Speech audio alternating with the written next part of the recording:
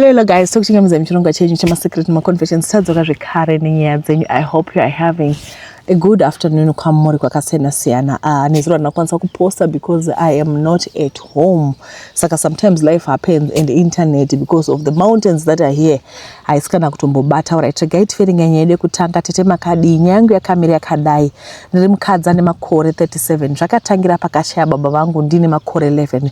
Zvakatanga tinokama wakanaka nehama dzekwa baba vangu koga nekuti baba vave varipo asi pavakashaya chakava chitaurirwa mbare dzekumusana apa takaberekwa takawanda hedu tichirarama upenyu hunorwadza amai vachiedza nepese pavaigona kuti upenyu hureruke uye tikwanise kuenda kuchikoro tese. She was indeed a strong woman. Vakakwanisa kuita tese tiende kuchikoro.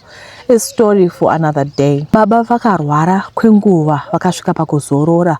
Chakandityisa chiitiko chakaitika zuva razoshaya baba vangu. Gogo amai vavo vakauya kubva kubasa kwavaishanda kumayadhi, meaning vaishanda kuvarungu samaid. Vakachema vapinda mumba mai makarara baba. Vakashedza bamunini vanova ndivo vatasara navo. Vakafunga kuti ini zvandiri mwana hapana chandinoona okuziva. Vakatora tsito orasha nejira dzvuku. Vakatora mushonga wayo wakaputirwa mubhegi ravo. Vakazvisunga pamwe chete. Vakasimudza baba. Vakachiisa pamusana pavo. Ndokubva vati mangwana tiri pano. Kunyangwe baba vainge vasisina simba rekutaura. Vachitaura kure kure vakasimudza musoro vakati mandiuraya henyu. Zvese zvamakaita muchazozvidairira asi musabate vana vangu. Iwe ukabata vana vangu unofa uchitambura. Apa vaitendeka kuna bamunini. Mama vakabva vapinda. Vauya vakati konai mai muri kuchemei munhu mupenyu sei zvikanzi tinoona zvamusingaoni. Vakangoti zvakanaka vakabva vabuda nemwana wavo. Ndikasara namama ndikavaudza zvaiitika. Hazvina kuvabata zvakanaka asi semuroora hapana chavaikwanisa kuita. Rima rakavapo kwatosviba takapinda munguva yekurara. Indikati ndiri kurara namama muna baba. Takaimba tikanamata tikarara. Sindiine kunetseka mupfungwa nemwoyo mangu. Hope hadzina kunyatsobata. Ndakapepuka ndikawana mama vakagara ndikati chii vakati ndiri kushaya hope. Ndakabva ndatoshamisika ndikati vari sei mambo apa mvura here. Vakati nhasi vatomborara. Ndati ndisavamutse. Vakabva vati nhasi vatomborara. Ndati ndisavamutse. Ndakabata tsoka dzavo ndikanzwa vachitonhora. Ndikati mama madii kuwawedzera magumbezi nekuti vari kutonhorwa. Ndakatora masocks ndikavapfekedza kondaizive hangu kuti munhu kutoenda hake. Mama vakati mutsa hanzvadzi dzako dzinodedza bamunini. By the way bamunini vaigara 5 yards away from us. Ndakashevedzera.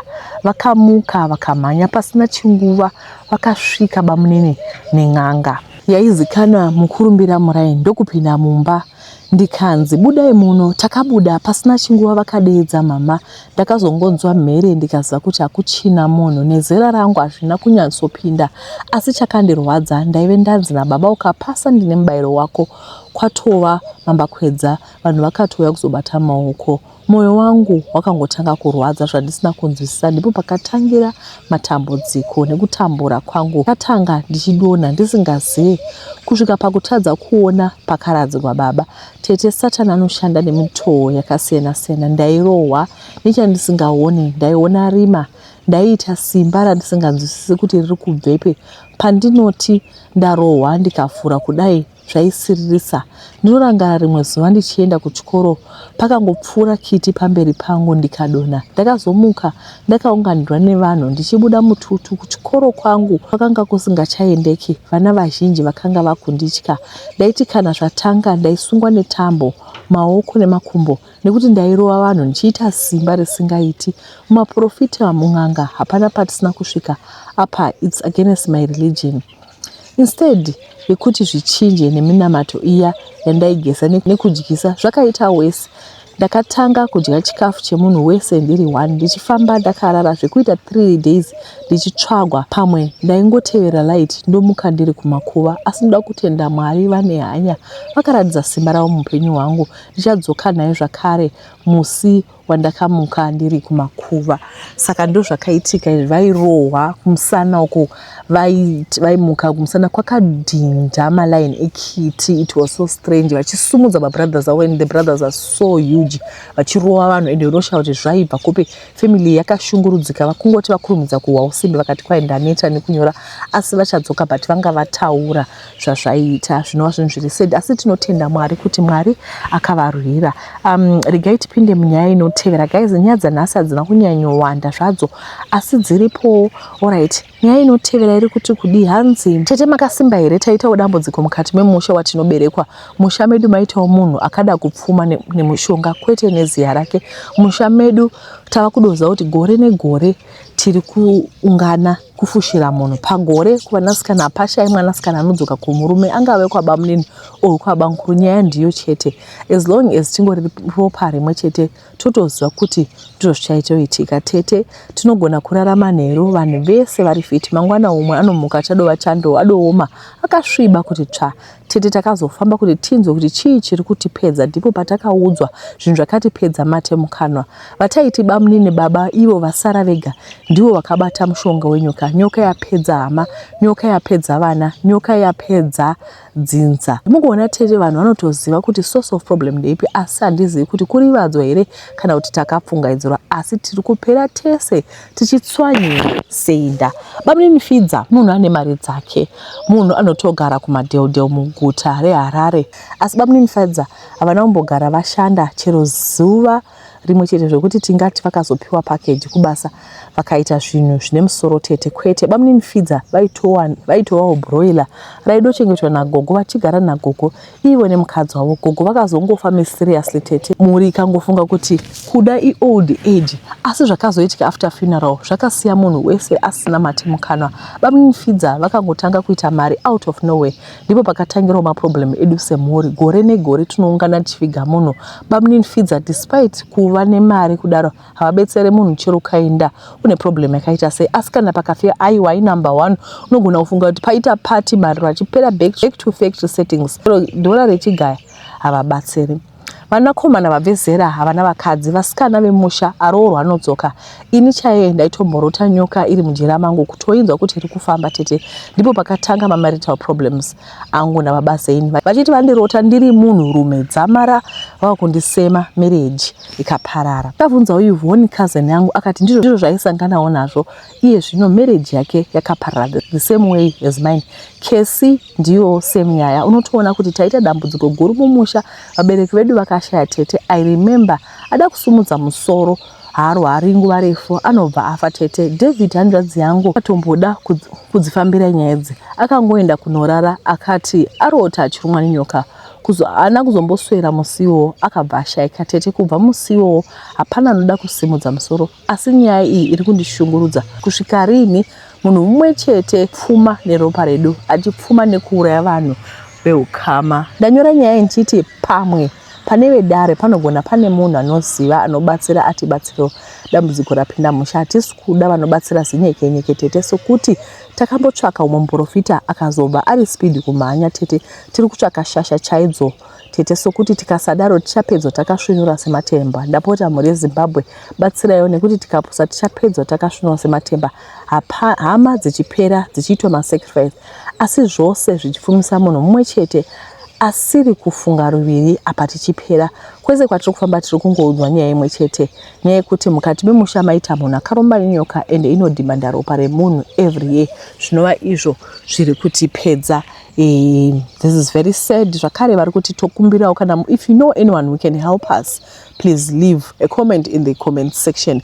Alright, regai tipinde munyaya inotevera. Pane nyaya dzimwe dzandisina kuverenga. Hanzi assistant wemukadzi wamufundisi tete makasimba here, hana yangu yaremerwa, ndinopindawo chechi dzemagitare dziriko mazuva ano. Ini tete makasimba here, hana yangu yaremerwa, ndinopindawo chechi dzemagitare dziriko mazuva ano idzi dzana pastor napastoress, dzana papa nemalady mama amasina. Pakachinja mapastors edu kuchuya manew faces, kwakauya baba namama pastor vaive young couple. So pavakasvika pachechi mudunhu ratinogara ndakabva ndawanirwa prophecy kuti ndinofanirwa kuita lady in waiting yapastoress wedu, right hand lady wapastoress Audrey assistant wavo tete munofanira kunzwa kuti kuchechi kwedu position iyi haingopiwi vana marwei mugeza nemugovera asi inopiwa someone with a certain social standing muchurch if you get what I mean.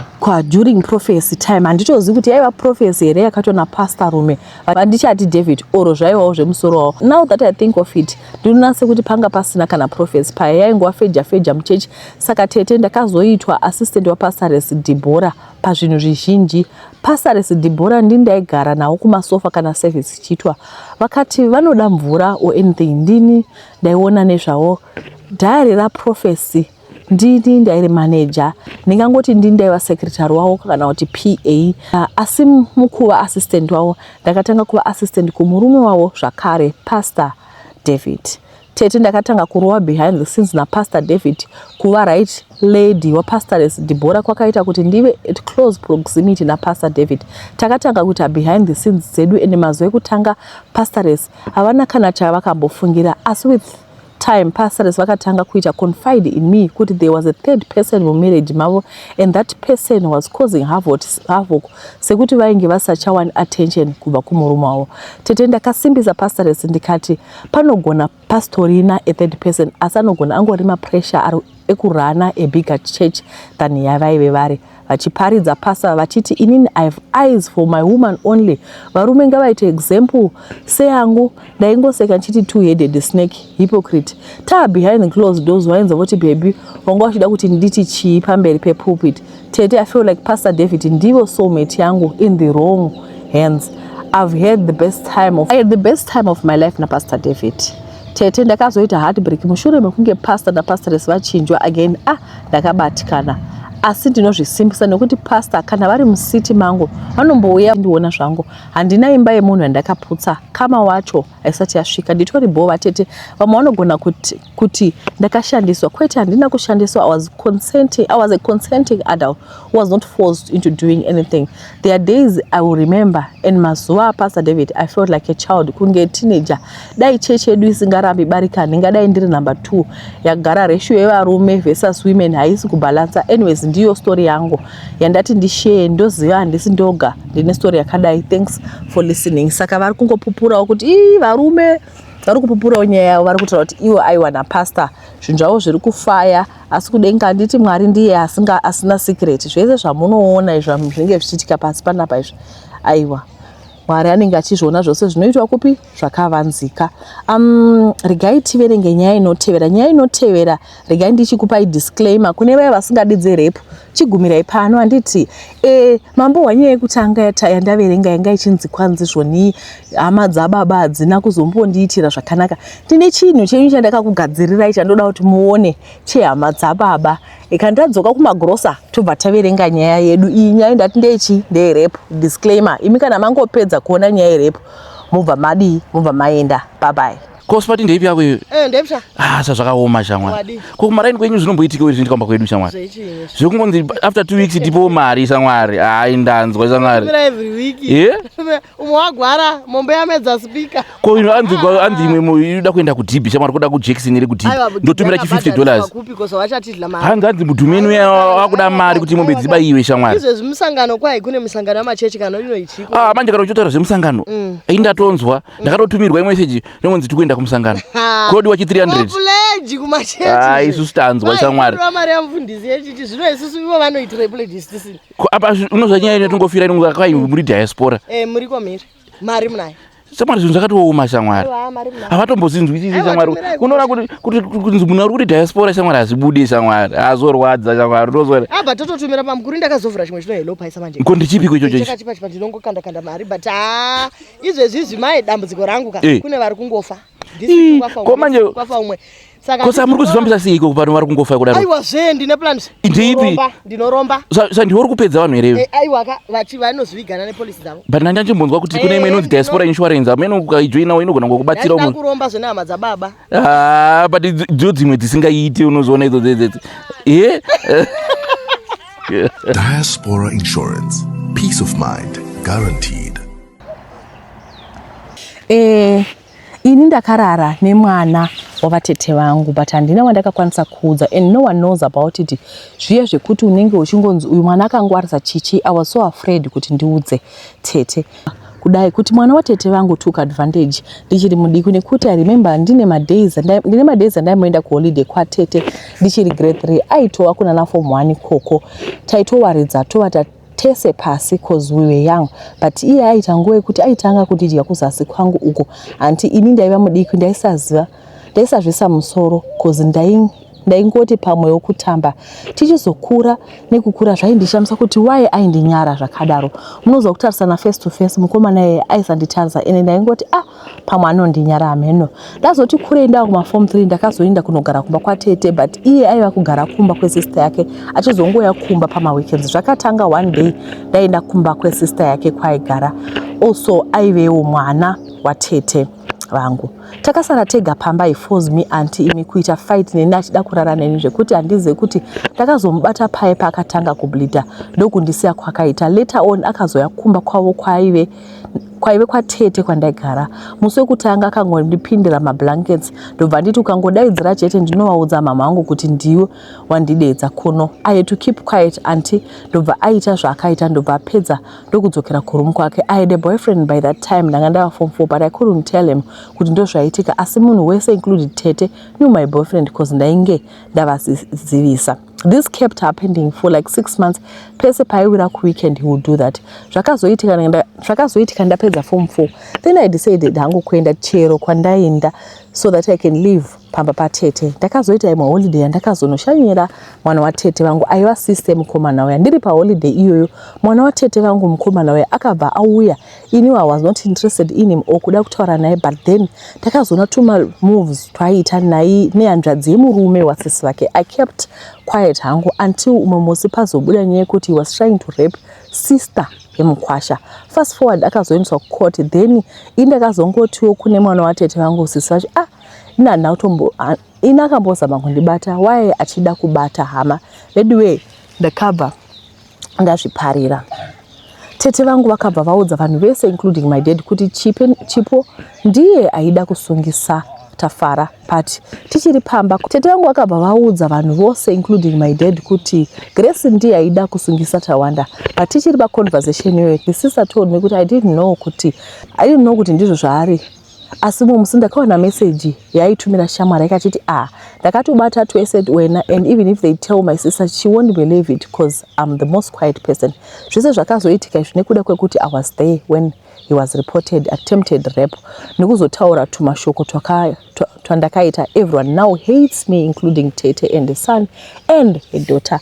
Baba vangu vaivako but vaive nemukadzi mutsva, so zvaingonetsawo kuti ndigare navo, plus munongoziva anti zviya zvekunzi mwana uyu akangwarisa pamwe ane musikanzwa. Apo hapana kana musikanzwa wandaive nawo. Anti kana murume watete umwe musi akatombobata zamu rangu tete vangu asipo, ndaingwari if this happens again ndichaudza tete. Vakandipindura murume kuti unobva wabva pano woita homeless. Saka anti ndonyaya yangu iyoyo, we don't talk na tete vangu nemhuri yavo. Ende mukandibvunza nawo kuti virginity wakabva rini, I don't know, nekuti my first boyfriend didn't get to break my virginity. Akatondibvunza kuti kosei wakadai, wakati uri mhandara. Ndikatomuti because I've never slept with anyone. Meanwhile pamwe pandaidyiwa kuzasi nemwana watete pamwe ndipo kuda pakabva andibvisa. I don't know, handichazivi. Alright, tazvinzwira toga guys. Nyaya iripo ndeyekuti sisi vemwana mukomana vakatozvionera mamessage kuti ndakatobata tose, but vanhu havazvifungiri because I'm the most quiet child. Tine kamwe kakujaja katinoita vanhu vakangwara. I'm one person who's like happy, I'm happy all the times I talk. Saka unozvinzi akangwarisa uyu. Then vakanyarara vanenge vachinzi ndivo vanhu vari holy. Vanhu vari holy ndivo vakanyarara. Vanhu vanotaura ndivo vakangwarisa. Hanzi akangwarira paduri sehuko. But we don't know that people have different temperaments. People are different. There are people who are chilled, they are calm. There are people who are happy, there are people who are loud, there are people who are takangosiyana. But atiti nekuti unotaurisa saka you deserve to be raped. That's not it. We are just different. We were created differently. Do you know kuti nogona kutoruza kuti nasindosvika ndichinyarara. Mai mwana kana ndangopinda paipa ndodoshambuka kuti ndiye anachanyarara. Ndiri number 1. tiri number 1 kutaura. So people are different. We should accept people as they are, as they come. But toregedza kujaja kwa vana Judge Judy. Vana Judge Judy vanhu vatsvene pamuchaenda kudenga paya pamuchaenda kudenga paya. I'm being sarcastic. Ndipo pamuchanotonga because kwa you are going to rule muchajaja for the next 1000 years. Ndo chance iye zvino ngatirege kujaja vanhu. Kana mwana ati ndabatwa whether murume wako whether mwana wako hazvichinji. Mwana wako unofunga kuti akakosha uya, even uyu araipiwa atoriwo mwana wamwana akakosha. That's the same concept if ndana vamwene varoora venyu vandosati hamavadi because havana kukosha, asi vana venyu vana tete vakakosha. Asi hamuzivi kuti madiro amunoita vana venyu vasikana vaya ndo madigo atinotoitawo nana mai vedu. Hapana munhu anonzi ari is lesser of a human being. Saka ndadzoka panyaya yangu, mwana akati abatwa chibharo, vatete vakaramba vakati hazviiti, izvo zvavatotaudzana. But the best thing was kungomira nekuti uyu aita zvirong, apologize, kauti ngatite so pane kuti tilebhulane tovengana as a family because you are defending your child. Zvakashata fani. Alright, tokutendai guys nekuna kwamaitachitsa episode inoi. Tine ma-challenges akawanda because kune makoma akawanda, hakuna internet, saka kuposta kwachona kuri slow, asi ndinovimba kuti episode inoi muchaiona muzuva ranhasi. Saturday mangwana hatiposti, Sunday tichazama kufilma, then I think Monday will be back again. Nendadzoka muJoburg, then I'll be able to start working because right now I'm out of Joburg and it's just chaotic panya internet. Asi musarega kutumira nyaya dzenyu, but kama mchitumira nyaya dzenyu ingonoti ijo point kuti alright pakaitika nyaya, give us the events leading to the story kuti takasumuka tikainda ndawira mugwizi umu tichatenawire mugwizi ndatatotsvedza, get straight to the point, kwete kudai mobhodha in the end hamusviki kwamuruda kuti svitsa nditi. Asi tinokutendai nekuna chirongwa kwamaita vose vangu vachida magoti milk. Monday I'll be back in Joburg ndokuzokutumirai. Ndatenda muve nezuva rakanaka, regai ndichimboenda ndinoona vana because I am a mother, I am a wife, I have a lot of responsibilities. Bye bye, see you in our next video. Bye bye.